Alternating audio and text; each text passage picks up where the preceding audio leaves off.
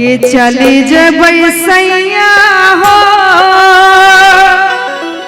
हम देव घर नगरिया। अच्छा हम लोग एक कलर के लग रहे हैं ना, एक बार जोरदार ताली बजा दीजिए। हमारी क्यूट सी मॉडल है, क्यूट सी महारानी जी है।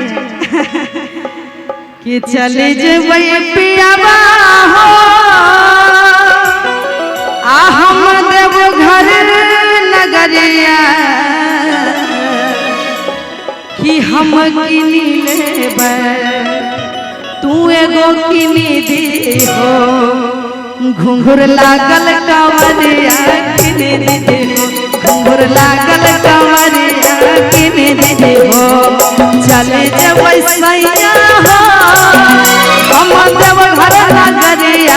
चले जबै राजा हो हम देव घर नगरिया।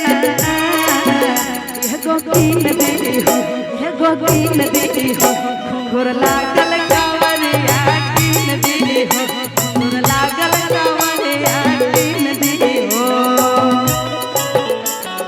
ओहो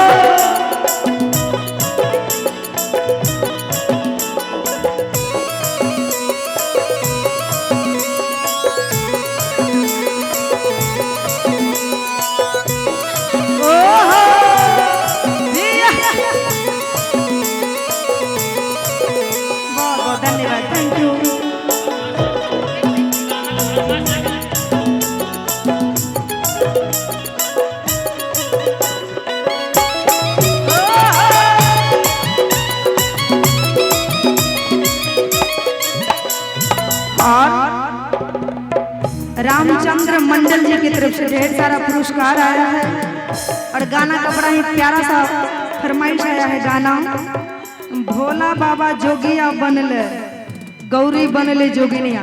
अच्छा बिल्कुल ये भी होगा और ये कहेंगे चले जबै राजा हो हमें बाबा के दुआरिया। चले जबै सैया भोले बाबा के नगरिया।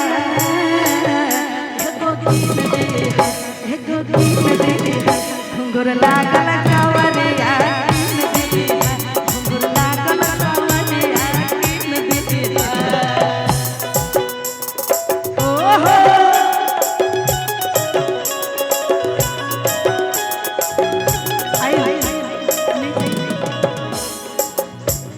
एक बार जोरदार ताली हो जाए हमार। क्या बात है, जोरदार ताली बजा दीजिए जैसे सब लोग। हमारे नानी मौसी मामी लोग सब लोग ताली बजा दीजिए जोरदार ताली के साथ। क्या बात है, धन्यवाद।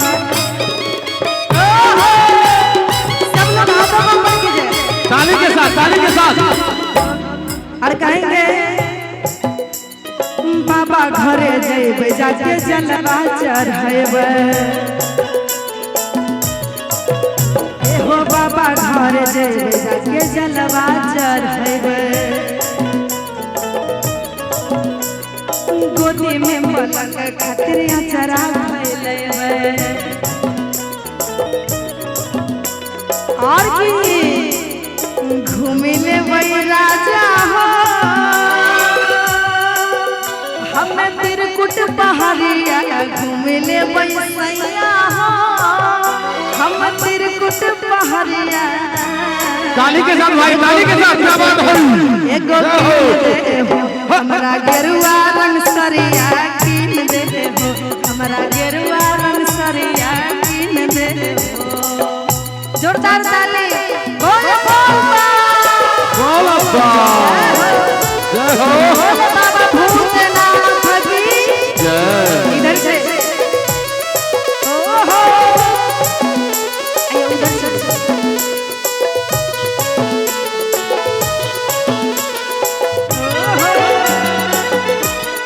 धन्यवाद, इधर से जोरदार ताली हो जाए बाबा के नाम पर।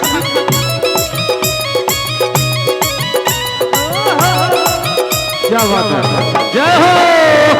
और बाबा घर जइबै बाबा सपना पूरैते। अगना में हमारा बलका खेलते। बहुत लोग वहाँ आ जाते तो बहुत अच्छा रहता। Thank you. ए हो बाबा घर जेबे बाबा सपना पूरे